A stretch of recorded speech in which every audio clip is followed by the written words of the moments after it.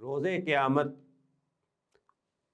اللہ تعالیٰ نے ایک ترازو لگایا ہوگا، ایک میزان لگایا ہوگا۔ جیسے ہم دنیا میں چیزیں تولتے ہیں، چھوٹی بڑی چیز بڑے دھیان سے دیکھتے ہیں، تو اللہ تعالیٰ تو عادل ہے، اس کے ہاں ہر عمل جو ہے وہ صحیح صحیح ماپا جائے گا، تولا جائے گا۔ تو اس وقت ہر بندہ اس کوشش میں ہوگا کہ کوئی ایسا عمل لے آؤں جو بہت بھاری ہو، نیک عمل ہو۔ تو اللہ کے رسول صلی اللہ علیہ وسلم نے ایک ایسا ہی عمل بتلا دیا۔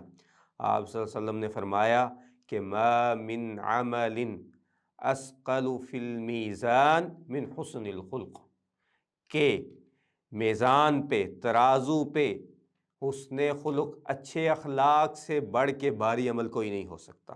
اب حسن اخلاق کیا ہے؟ کہ انسان جھوٹ مت بولے، انسان ہر ایک کی بھلائی چاہے، انسان جو ہے وہ ہر ایک کے ساتھ اچھے طریقے، اچھے سلیقے سے پیش آئے۔ اور یہ بہت بھاری کام ہے، اپنے والدین کے ساتھ، اپنی گھر والی کے ساتھ، اپنے بچوں کے ساتھ، اپنے رشتہ داروں کے ساتھ، اپنے اقرباء کے ساتھ، اپنے ارد گرد کام کرنے والوں کے ساتھ، اپنے پارٹنر کے ساتھ۔